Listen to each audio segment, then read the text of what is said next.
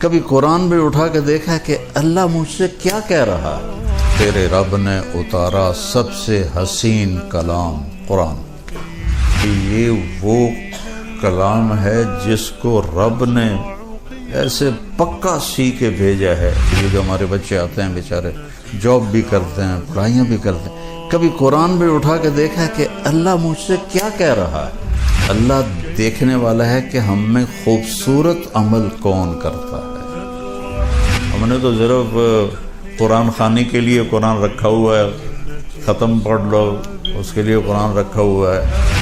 مولوی صاحب بیان کر رہا تھا یوسف علیہ السلام کا قصہ، کہ یوسف علیہ السلام کو ان کے بھائیوں نے کنویں میں ڈالا، تو وہ ہمارے ہاں طرز بھی لگاتے ہیں، جب یوسف علیہ السلام انہوں نے بھائیوں نے کھوئے چڑھے تھے، آواز آئی، اگو بھول گیا، لَتُنَبِّئَنَّهُمْ بِأَمْرِهِمْ هَٰذَا، تو آواز آئی اور یاد کر رہا ہے، اب یاد آیا نہیں تو کہتا اوے لوگ کو مسئلہ سن لو، پھر نہ آکھے جب مولوی نے دسیا نہیں۔ جب یوسف علیہ السلام انہوں نے بھائیوں نے کھوئے چڑھے آتے، آواز آئی، اب پھر بھول گیا، پھر کہتا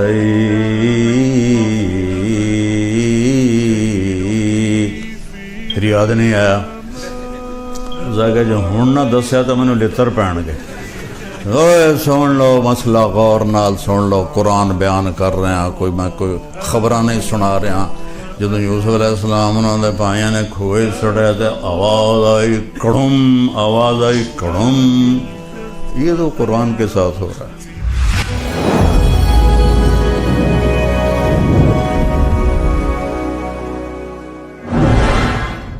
تھوڑا سا میں نے آپ کو بتایا کہ کہنے والا کون ہے اور کتاب کون سی ہے۔ ہم نے تو صرف قرآن خوانی کے لیے قرآن رکھا ہوا ہے، ختم پڑھ لو، اس کے لیے قرآن رکھا ہوا ہے، اور ہمارے بیچارے قرآن جیسا مظلوم کم از کم بر صغیر میں تو شاید ہی کہیں ہو، بالکل ان پڑھ خطیب بن کے بیٹھے تقریریں کر رہے ہوتے ہیں۔ مولوی صاحب بیان کر رہا تھا یوسف علیہ السلام کا قصہ، کہ یوسف علیہ السلام کو ان کے بھائیوں نے کنویں میں ڈالا، تو وہ ہمارے ہاں طرز بھی لگاتے ہیں، جب یوسف علیہ السلام انہوں نے بھائیوں نے کھوئے چڑھے تھے، آواز آئی، اگو بھول گیا، لَتُنَبِّئَنَّهُمْ بِأَمْرِهِمْ هَٰذَا، تو آواز آئی اور یاد کر رہا ہے، اب یاد آیا نہیں تو کہتا اوے لوگ کو مسئلہ سن لو، پھر نہ آکھے جب مولوی نے دسیا نہیں۔ جب یوسف علیہ السلام انہوں نے بھائیوں نے کھوئے چڑھے آتے، آواز آئی، اب پھر بھول گیا، پھر کہتا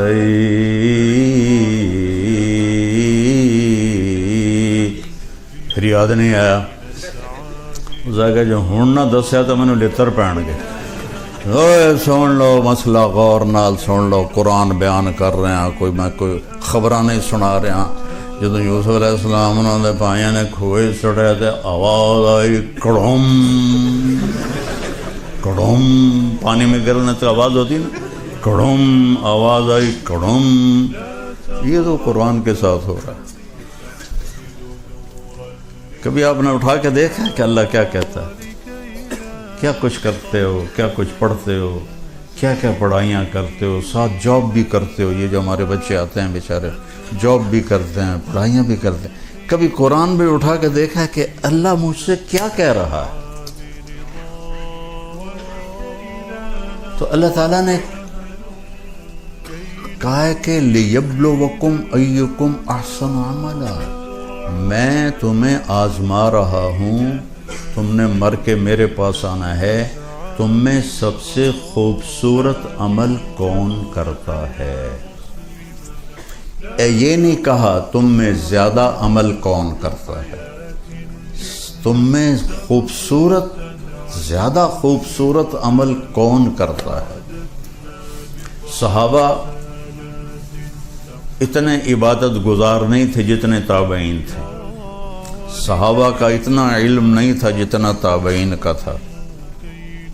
حضرت خالد بن ولید جیسی شخصیت فجر کی نماز پڑھائی، تھوڑا سا قرآن ایک جگہ سے پڑھا، تھوڑا سا ایک جگہ سے، تھوڑا سا ایک جگہ سے، اس طرح کر کے فجر کی نماز پوری کی، اور سلام پھیر کر کہنے لگے بھائی جہاد نے مجھے قرآن بھی نہ سیکھنے دیا، اور بعد میں کتنے بڑے بڑے علامہ آئے، لیکن وہ کسی ایک صحابی کے برابر نہیں ہو سکتے کہ صحابہ تھے احسن عملا، ان کا عمل ان پر نور نبوت پڑا تھا، نور نبوت کی روشنی اور ان لائٹوں کی روشنی میں تو بہت بڑا فرق ہے۔ تو صحابہ تھے احسن عملا، بعد کے لوگ تھے اکثر، کسی صحابی نے 40 سال فجر کے عشاء کے وضو سے فجر نہیں پڑھی، کسی صحابی نے۔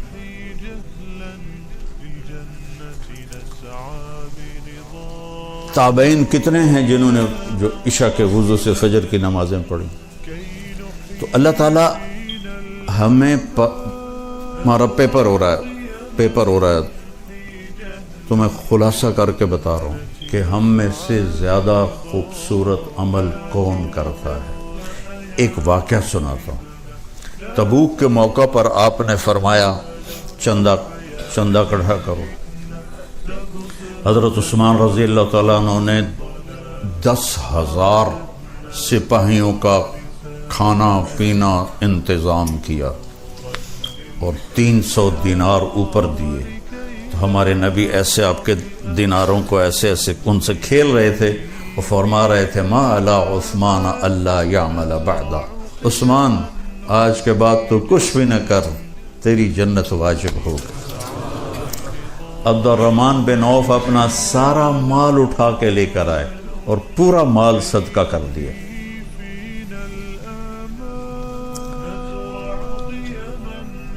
ابو بکر سے حضرت عمر رضی اللہ تعالیٰ عنہ کوشش کرتے تھے آگے نکل جاؤں، کہیں تو آگے نکل جاؤں۔ تو اس موقع پر ابو بکر کے گھر میں غربت تھی اور عمر مالدار تھے۔ کہنے لگے بھائی عمر آج جے تو لے گیا، بازی تک لے گیا، پھر تینوں نہیں لبنا ہے موقع۔ انہوں نے کیا کہ اپنے مال کو آدھا کیا اور اٹھا کے مثلا سمجھو اتنا بڑا گٹھا اٹھا کے لائے، اتنا بڑا۔ ابو بکر رضی اللہ تعالیٰ عنہ نے چھوٹی سی گٹھڑی اٹھائی ہوئی اور وہ لے کے آئے۔ اب دونوں مال سامنے پڑے ہوئے ہیں، ایک یہ مثال ہے اتنا ہے، ایک اتنا ہے، تو اندھے کو بھی نظر آ رہا ہے ابو بکر تھوڑا لایا ہے اور عمر زیادہ لایا ہے۔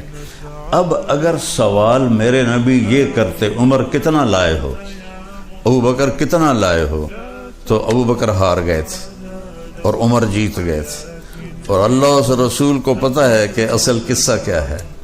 تو آپ نے سوال ہی بدل دیا جو اس موقع کا ہے ہی نہیں، بنتا ہی نہیں۔ عمر پیچھے کیا چھوڑ کے آئے؟ اور کوئی میں مدارس اللہ میرے ذریعے سے چلوا رہا ہے، کوئی ہمیں آ کے چندہ دیتا ہے تو ہم پوچھتے ہیں جی کتنے ہیں؟ یہ پوچھ سکتے ہیں کہ پیچھے اور بینک میں کتنے ہیں؟ اگر یہ پوچھ لیا پیچھے اور کتنے نہ کہ اے ویڈیو میں 2 نمبر ہی کم لگ گئے تو اس دن میں نے فراڈیے لگ دیو۔ تو آپ دیکھو میرے نبی نے کیا مال کیا، عمر پیچھے کیا چھوڑا ہے۔ حضرت عمر جو پہلے ایسے کھڑے تو نال ہی اینج ہو گئے، تو ان کو پتہ لگ گیا بھائی میں ہار گیا۔ کہنے لگے جی آدھا چھوڑ کے آیا ہوں، آدھا لے کے آیا ہوں۔ ابو بکر تم کیا پیچھے چھوڑ کے آئے ہو؟ کہا جی ترکت اللہ و رسولہ، میں تو اللہ اس کے رسول کو چھوڑ کے آیا ہوں، باقی سارا لے کے آ گیا ہوں۔ تو عمر کہنے لگے ابو بکر میں تجھ سے آگے نہیں نکل سکتا۔ یہ بات میری واضح ہو گئی کہ اللہ دیکھنے والا ہے کہ ہم میں خوبصورت عمل کون کرتا ہے۔ کثرت بھی مطلوب ہے، لیکن اصل جو وزن پڑنے والا ہے وہ خوبصورتی کا ہے۔ قرآن میں 25 دفعہ احسن کا لفظ آیا ہے، اور خوبصورتی کے لیے ایک لفظ ہے حسن، خوبصورت، ایک ہے حسین، بہت خوبصورت، ایک ہے احسن، سب سے زیادہ خوبصورت۔ تو احسن کا لفظ قرآن میں 25 دفعہ آیا ہے۔ اور ایک آیت میں نے پڑھی تھی لَقَدْ كَانَ لَكُمْ فِي رَسُولِ اللَّهِ أُسْوَةٌ حَسَنَةٌ، آپ یہاں اچھی لائف کے لیے آئے ہیں۔ اتنا ہی پتہ بھائی بھانڈے بھی آپ پہ ہی دھونے پڑیں،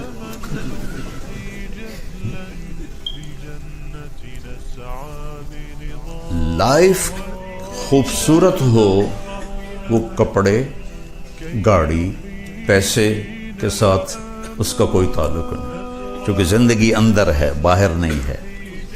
یہاں اندر جب اندھیرا ہوگا تو باہر روشنی نہیں ہوگی۔ 100 بار چمن مہکا 100 بار بہار آئی، دنیا کی وہی رونق دل کی وہی تنہائی۔ زندگی اندر ہے تو میرے نبی نے فرمایا اگر اپنی زندگی خوبصورت بنانا چاہتے ہو تو مالدار ہونا شرط نہیں، سید قریشی ہونا شرط نہیں، انگلینڈ امریکہ میں رہنا شرط نہیں، غریب ہونا شرط نہیں، بادشاہ ہونا شرط نہیں ہے۔ میرے محبوب کی زندگی تمہارے لیے خوبصورت ترین نمونہ ہے۔ اس کے لیے حسن کا لفظ نہیں آیا، حسنہ کا لفظ آیا۔ سبحان اللہ، قرآن بھی کیا شے میرے رب نے اتاری۔ کسی کے چہرے پر تل ہو یہاں تو کتنا خوبصورت ہو جاتا ہے۔ ہماری فیملی میں ایک بچی تھی، اس کے چہرے پر تل تھا، تو اس کی خالہ کی بیٹی تھی، اس کے چہرے پر نہیں تھا۔ کہتی پتر اے میری بیٹی دی گال دینا، اپنی گال میں لا دے، شاید یہ تو بھی تیل آ جائے۔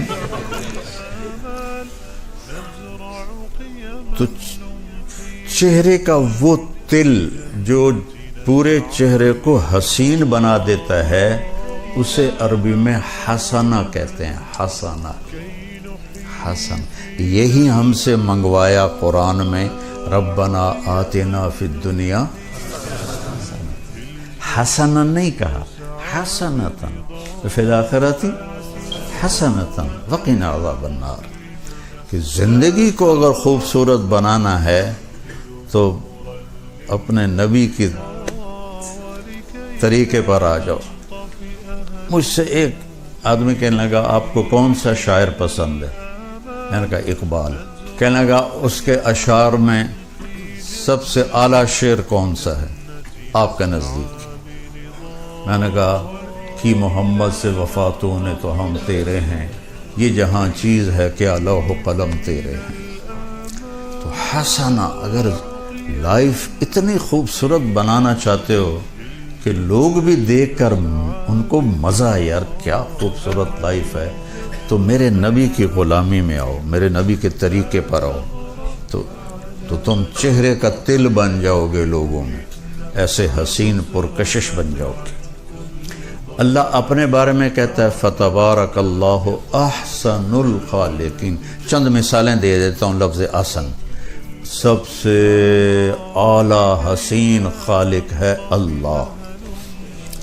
ومن احسن من اللہ حکما لقوم یؤمنون۔ سب سے خوبصورت فیصلہ کرنے والا ہے اللہ۔ اللہ اپنے بارے میں کہہ رہا ہے صبغۃ اللہ ومن احسن من اللہ صبغہ۔ تیرے رب کا رنگ، اس سے حسین رنگ اور کس کا ہو سکتا ہے؟ محمد مصطفیٰ صلی اللہ علیہ وسلم کی طرف اشارہ ہے۔ اللہ احسن، اللہ نے اپنے نبی کو کہا احسن، پھر کہا اللہ نزل احسن الحدیث، تیرے رب نے اتارا سب سے حسین کلام قرآن۔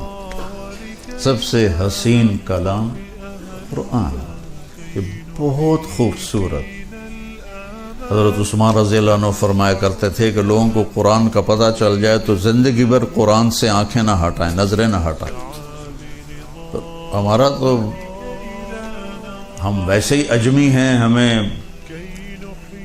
اجمی تو اجمی ہیں۔ اب عرب کے بدوؤں کا حال یہ ہے، ابن جوزی نے لکھا ہے کہ وہ امام صاحب نماز، یہ صحیح واقعہ ہے، ایسا لطیفہ نہیں، امام نماز پڑھا رہا تھا تو انہوں نے سورہ نوح شروع کی، انا ارسلنا نوحا الی قومہ، تو آگے بھول گئے، تو پھر انہوں نے دوبارہ دہرایا انا ارسلنا نوحا الی قومہ، کسی نے لقمہ بھی نہیں دیا، وہ پھر بھول گئے، پھر تیسری دفعہ پڑھا انا انزلنا نوحا الی قومہ۔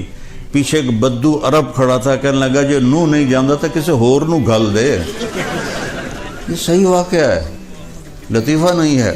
इल्लम यज़हब नूह फ़अरसिल गैरहु, तो अरबों ने ये हाल किया हुआ है, तो हमारा क्या हाल होगा। बुल्ले शालों की हंस के यार मना लेंदे,